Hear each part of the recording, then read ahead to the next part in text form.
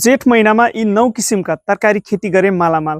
आउनुहोस् जेठ महिनामा लगाउन सकिने 9 किसिमका तरकारीहरू र यसको टप भेराइटीहरूको बारेमा कुरा गरौँ। नम्बर 9 मा रहेको छ काँक्रा। जेठ महिनामा राम्रो उत्पादन दिने तरकारी मध्ये काँक्रा पनि एक हो। यो एउटा हाई प्रॉफिट र हाई मेन्टेनेन्स बाली हो। पुस महिनामा लगाएको काँक्रा अहिले सकिने अवस्थामा छ।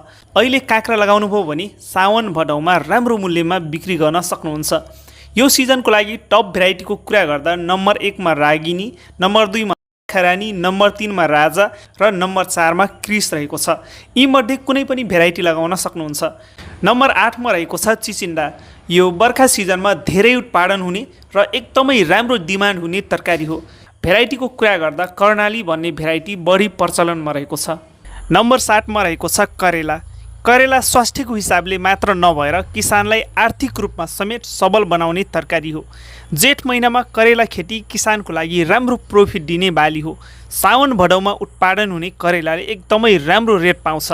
यो समयमा लहरे बाली खेती गर्दा मसान बनाएर बलौटे जमिनमा खेती गर्नुपर्ने हुन्छ।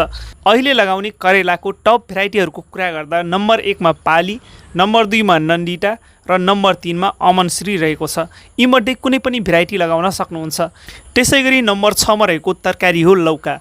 लौका पनि लामो समयसम्म फल दिने र धेरै उत्पादन हुने तरकारी हो।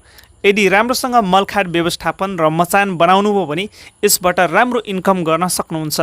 लौकाको टप भेराइटीहरूको कुरा गर्दा सरिता, अनमोल, NS 421 मध्ये कुनै पनि भेराइटी लगाउन सक्नुहुन्छ। नम्बर 5 मा रहेको छ फर्सी। फर्सी कम मेहनतमा धेरै उत्पादन दिने तरकारी हो। तपाईले यसको फल र मुन्टा दुवै बेचेर राम्रो इन्कम गर्न सक्नुहुन्छ। बर्खायाममा सबैभन्दा धेरै बिक्ने तरकारी भनेको फर्सीको साग हो। जेठ महिनामा तपाईले नायरा, अर्जुन, इन्द्रजित भन्ने भेराइटी लगाउन सक्नुहुन्छ। त्यसैगरी नम्बर 4 मा रहेको छ घिरौला। घिरौला छिटो उत्पादन दिने तरकारी हो। एकपटक उत्पादन भएपछि धेरै पटकसम्म हार्भेस्ट गर्न सक्नुहुन्छ। होटेल भयो, बजार र घरियासी प्रयोजनमा यसको राम्रो माग हुन्छ। जेठको सुरुमा लगाउँदा साउनदेखि बिक्री गर्न सक्नुहुन्छ। त्यसैगरी नम्बर 3 मा रहेको छ बोडी। यो 40 देखि 45 दिनमा तयार हुने तरकारी बाली हो। टप भेराइटीको कुरा गर्दा डबल एक्सेल र YB7 रहेको छ। नम्बर 2 मा रहेको छ भान्टा। यो कम खर्चमा धेरै उत्पादन हुने तरकारी हो। यसको लागि धेरै खर्च पनि नहुने र धेरै स्याहार पनि आवश्यक नपर्ने भएकोले भन्टा खेतीबाट तपाईले राम्रो इन्कम गर्न सक्नुहुन्छ। तर यसलाई सुट र फ्रुट बोररबाट चाहिँ बचाउनुपर्छ। भेराइटीहरूको कुरा गर्दा मायालु 555, भिएनआरको 212, 218, सनग्रो सिडको 704 लगाउन सक्नुहुन्छ। नम्बर 1 मा रहेको छ भिन्डी।